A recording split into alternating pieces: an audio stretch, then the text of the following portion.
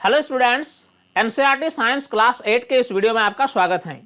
ये video related है class 8 science के चैप्टर 5 कोयला और पेट्रोलियम से। इस वीडियो में हम अभ्यास के सभी प्रश्नों का उत्तर जानेंगे। आपके एनसीईआरटी बुक्स के एक्सरसाइज में जितने तरह के क्वेश्चंस दिए गए हैं सभी का आंसर हम इस वीडियो में जानेंगे। तो इस प्रकार ये वीडियो आपके लिए काफी फायदेमंद होने वाली है। इस वीडियो को आप लास्ट तक जरूर देखें। एक्सरसाइज का फर्स्ट क्वेश्चन, सीएनजी और एलपीजी का ईंधन के रूप में उपयोग करने के क्या लाभ हैं। इस क्वेश्चन में हमें बताना है कि सीएनजी और एलपीजी का अगर हम ईंधन के रूप में उपयोग करते हैं तो इसके क्या क्या लाभ हैं। तो आइए इस क्वेश्चन का हम आंसर लिखने की कोशिश करते हैं। सीएनजी और एलपीजी का ईंधन के रूप में उपयोग करने के निम्नलिखित लाभ हैं। इसमें पहला तो यह है कि ये ईंधन कम प्रदूषण फैलाते हैं। अगर हम दूसरे ईंधनों के साथ सीएनजी या फिर एलपीजी का तुलना करें तो हम पाएंगे कि ये जो ईंधन है यानी सीएनजी और एलपीजी ये दूसरे ईंधन की तुलना में कम प्रदूषण फैलाते हैं। इनका परिवहन पाइपों द्वारा आसानी से किया जा सकता है। चूंकि दूसरे ईंधन जो होते हैं वह या तो ठोस अवस्था में होते हैं या फिर द्रव अवस्था में होते हैं, लेकिन सीएनजी या फिर एलपीजी ये गैसीय अवस्था में होते हैं। इसलिए इनका परिवहन पाइपों द्वारा आसानी से किया जा सकता है। अर्थात परिवहन के दृष्टिकोण से सीएनजी और एलपीजी एक उत्तम ईंधन है। नेक्स्ट पॉइंट ये है कि इनका पूर्ण दहन होता है जिससे अवशेष नहीं बचता है। सीएनजी और एलपीजी की एक खासियत यह भी है कि इनके दहन से कोई अवशेष नहीं बचता, अर्थात ये एक स्वच्छ ईंधन है। हम देखे हैं कि जब हम लकड़ी या फिर कोयला को जलाते हैं तो जलाने के बाद उसमें कुछ अवशेष बन जाती हैं, लेकिन सीएनजी या फिर एलपीजी को जलाने से कोई अवशेष नहीं बचता, अर्थात ये स्वच्छ ईंधन है। नेक्स्ट पॉइंट, कम प्रदूषणकारी होने के कारण सीएनजी का उपयोग आजकल वाहनों में ईंधन के रूप में किया जाता है। आमतौर पर वाहनों में पेट्रोल या डीजल का उपयोग किया जाता है और इस प्रकार वाहनों में पेट्रोल या डीजल का उपयोग करने से प्रदूषण बहुत अधिक मात्रा में फैलती है। लेकिन सीएनजी जो है ये कम प्रदूषणकारी है, अर्थात इसके दहन से प्रदूषण बहुत कम फैलता है। इसीलिए कम प्रदूषणकारी होने के कारण आजकल सीएनजी का उपयोग वाहनों में ईंधन के रूप में किया जाता है। इस प्रकार हमने देखा कि सीएनजी और एलपीजी हमारे लिए काफी लाभदायक हैं। अब आइए अगला क्वेश्चन देखते हैं। देखेंगे क्वेश्चन नंबर 2। इस क्वेश्चन में पूछा गया है कि पेट्रोलियम का कौन सा उत्पाद सड़क निर्माण हेतु उपयोग में लाया जाता है। आजकल पक्की सड़कों के निर्माण में कोलतार के स्थान पर एक पेट्रोलियम उत्पाद बिटुमेन का प्रयोग किया जाता है।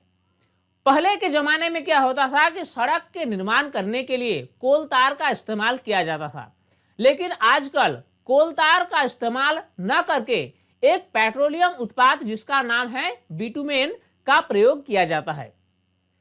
अब नेक्स्ट क्वेश्चन देखेंगे।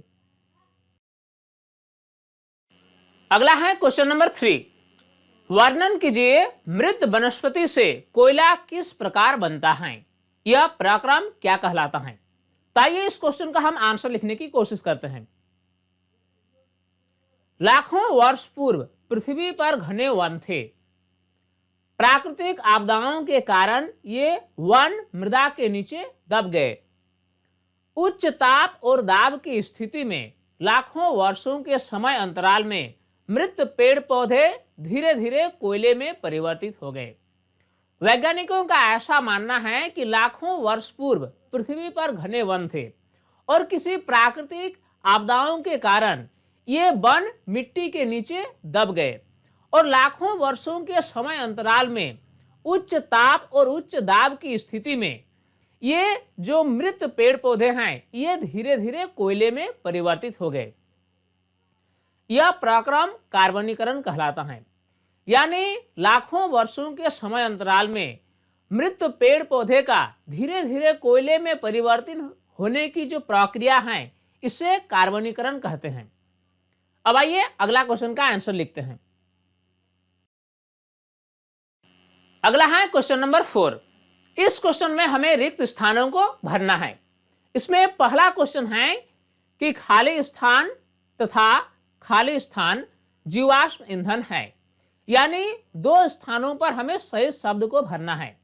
तो यहां पर सही शब्द क्या भराएगा कि कोयला तथा पेट्रोलियम जीवाश्म ईंधन है। अगला क्वेश्चन पूछा गया है कि पेट्रोलियम के विभिन्न संगठकों को पृथक करने का प्रक्रम खाली स्थान कहलाता है, यानी पेट्रोलियम के जो विभिन्न संगठक हैं उनको पृथक करने की जो प्रक्रिया है उससे हम क्या कहते हैं। इसका सही जवाब होगा परिष्करण, यानी पेट्रोलियम के विभिन्न संगठकों को पृथक करने का प्रक्रम परिष्करण कहलाता है। अगला क्वेश्चन पूछा गया है कि वाहनों के लिए सबसे कम प्रदूषक ईंधन खाली स्थान है। वाहनों के लिए कौन सा ईंधन सबसे कम प्रदूषणकारी है? इसका सही जवाब क्या होगा कि सीएनजी, यानी वाहनों के लिए सबसे कम प्रदूषक ईंधन सीएनजी है।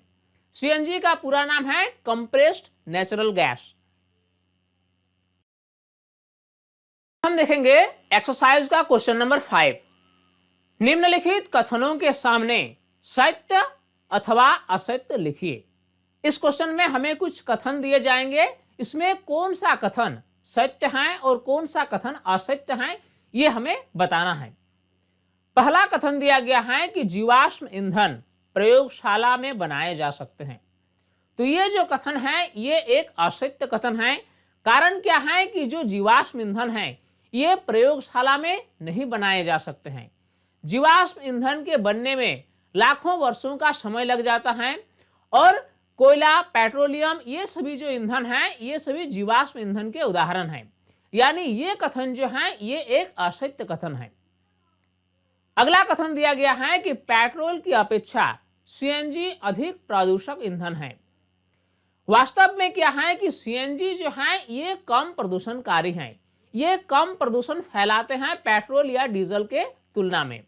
तो ये जो कथन है ये एक असत्य कथन है, क्योंकि सीएनजी जो है वह कम प्रदूषणकारी है, अधिक प्रदूषणकारी नहीं है। अगला कथन दिया गया है कि कोक कार्बन का लगभग शुद्ध रूप है।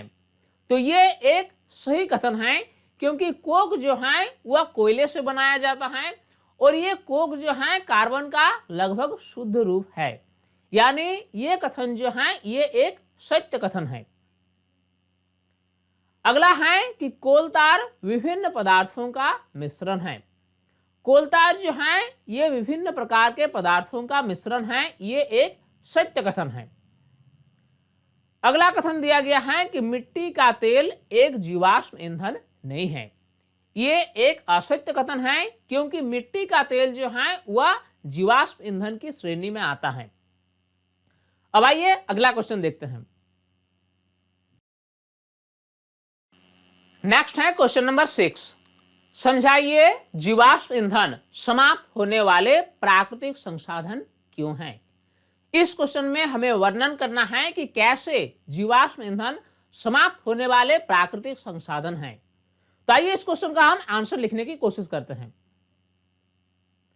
जीवाश्म ईंधन समाप्त होने वाले प्राकृतिक संसाधन हैं। जीवाश्म ईंधन जो है ये मृत पेड़ पौधे या जीव जंतुओं से बने होते हैं और इसके बनने में लाखों वर्षों का समय लग जाता है।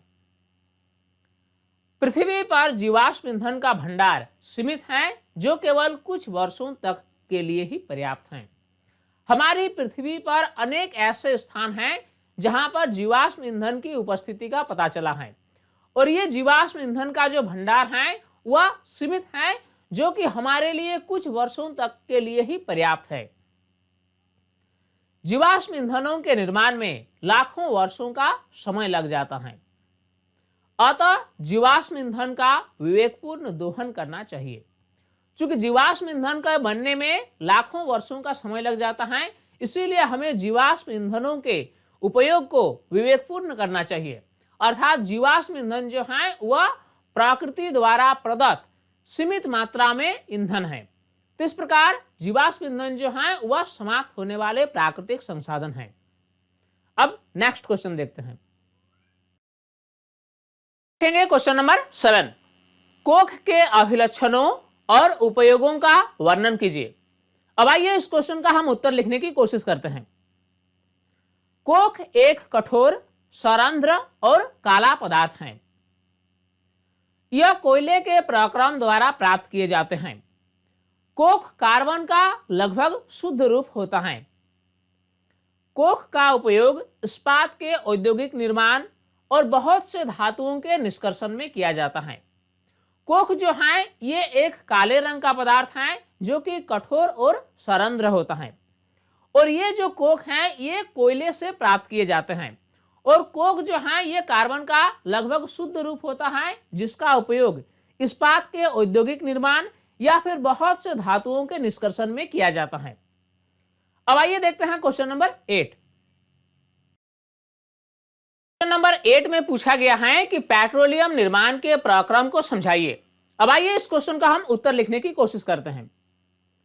पेट्रोलियम का निर्माण समुद्री जीवों से हुआ है। वैज्ञानिकों का ऐसा मानना है कि पेट्रोलियम का जो निर्माण है यह समुद्री जीवों से हुआ है। जब ये जीव मृत हुए तो इनके शरीर समुद्र के तली में जाकर जम गए और फिर रेत तथा मिट्टी की तहों द्वारा ढक दिए गए। वैज्ञानिकों का ऐसा मानना है कि समुद्र में जब जीव मृत हुए तो ये जाकर समुद्र की तली में बैठ गए और इसके ऊपर रेत और मिट्टी की तहें लगातार ढकते गए।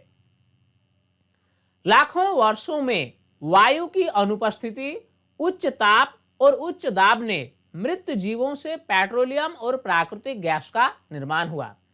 तो इस प्रकार लाखों वर्षों के समय अंतराल में क्या हुआ कि मिट्टी की तहें लगातार जब ढकती गई तो वायु की अनुपस्थिति, उच्च ताप और उच्च दाब के कारण ये मृत जीवों का जो शरीर है ये धीरे धीरे पेट्रोलियम और प्राकृतिक गैस में परिवर्तित हो गए और इस प्रकार पेट्रोलियम का निर्माण हुआ। अब हम देखेंगे क्वेश्चन नंबर 9। क्वेश्चन नंबर 9 में हमें एक ग्राफ बनाना है। इस क्वेश्चन में लिखा गया है कि निम्नलिखित सारणी में 2004 से 2010 तक भारत में विद्युत की कुल कमी को दिखाया गया है। इन आंकड़ों को ग्राफ द्वारा आलेखित करिए। वर्ष में कमी प्रतिशतता को y अक्ष तथा वर्ष को x अक्ष पर आरेखित करिए। इस क्वेश्चन में हमें एक टेबल दिया जाएगा जिसमें वर्ष 2004 से लेकर वर्ष 2012 तक भारत में विद्युत की कुल कमी को दिखाया जाएगा और इसमें हमें एक ग्राफ खींचना है जिसमें वर्ष में कमी प्रतिशतता को y अक्ष और वर्ष को x अक्ष में हमें दिखाना है। अब आइए देखते हैं कि इस क्वेश्चन में क्या टेबल हमें दिया गया है। इस क्वेश्चन में हमें एक टेबल दिया गया है जिसमें पहला कॉलम है क्रम संख्या का, दूसरा कॉलम है वर्ष का और तीसरा कॉलम है कमी प्रतिशतता का। इसमें वर्ष 2004 में जो कमी प्रतिशत दिया गया है वह है 7.8। वर्ष 2005 में कमी प्रतिशत दिया गया है 8.6। उसी प्रकार वर्ष 2006 में 9.0, वर्ष 2007 में 9.5, वर्ष 2008 में 9.9, इसी प्रकार वर्ष 2009 में 11.2 और 2010 में 10.10। तो इसमें क्या है कि जो कमी प्रतिशतता दिया गया है इससे हमें y अक्ष पर प्रदर्शित करना है और वर्ष को x अक्ष पर प्रदर्शित करके एक ग्राफ खींचना है। अब आइए इसका हम आंसर लिखने के लिए उस ग्राफ को खींचते हैं।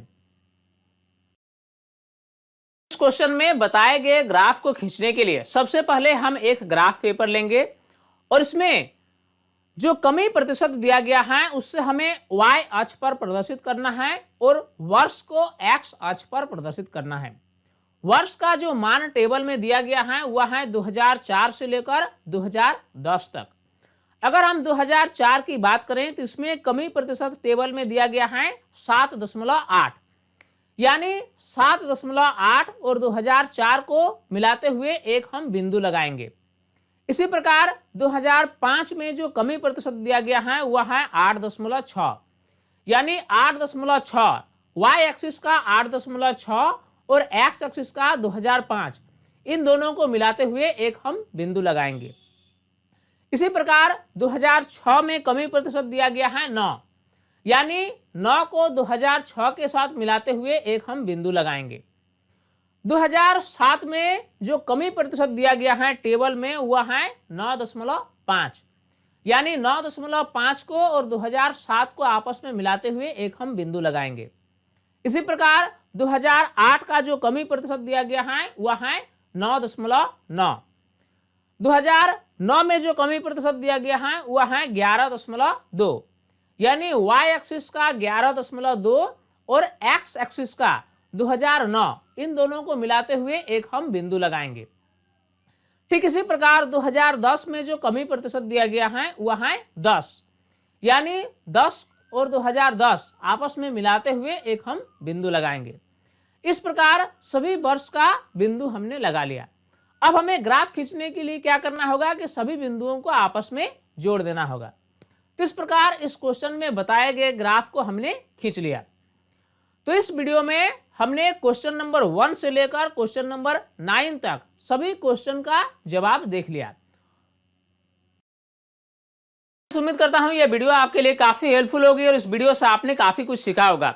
इस वीडियो को आप लाइक जरूर कर दें, साथ में हमारे YouTube चैनल साइंस प्लेटफॉर्म को अगर अभी तक सब्सक्राइब नहीं किया है तो इससे अभी सब्सक्राइब कर लें और नोटिफिकेशन बेल को ऑन कर लें ताकि हर नई वीडियोस के अपडेट्स आप तक आसानी से पहुंच सके।